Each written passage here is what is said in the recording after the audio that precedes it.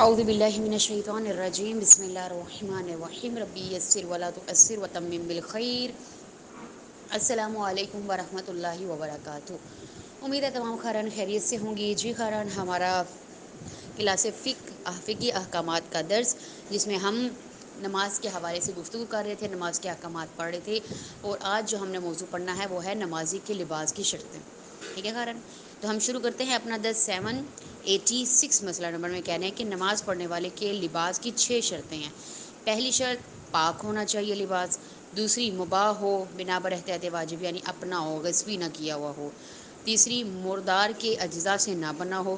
چوتھی، درندے کے اجزاء سے بنا ہوا نہ ہو بلکہ احتیاط واجب کی بنا پر حرام گوشت حیوان کے اجزاء سے بھی نہیں بنا ہونا چاہیے۔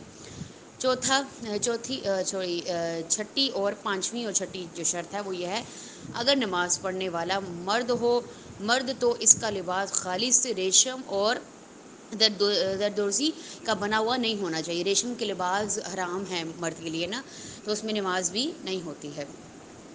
ان شرطوں کی تفصیل آئندہ مسائل میں بتائی جائے گی، یعنی جو آنے والے مسئلے ہیں ان میں ہم آگے ڈسکس کریں گے۔ آگے دیکھیے، پہلی شرط پاک ہو، اس پہ انہوں نے مسائل بتائے ہیں کہ 787 میں کہ نماز پڑھنے والے کا لباس پاک ہونا ضروری ہے۔ اگر کوئی شخص حالت اختیار میں نجس بدن یا نجس لباس کے ساتھ نماز پڑھ لیتا ہے، اختیاری حالت میں، ٹھیک ہے، اسے پتہ بھی ہے پھر بھی پڑھ لیتا ہے، تو اس کی نماز باطل ہے۔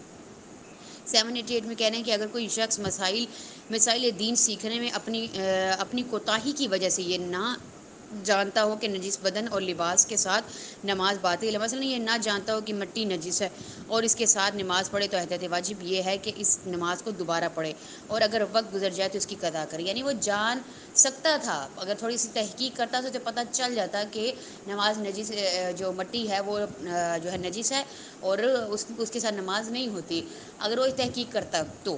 لیکن اس نے تحقیق نہیں کی جان بوجھ کے، اس لیے وہ نماز بھی دوبارہ پڑھے گا، اس کی قضا بھی کرے گا۔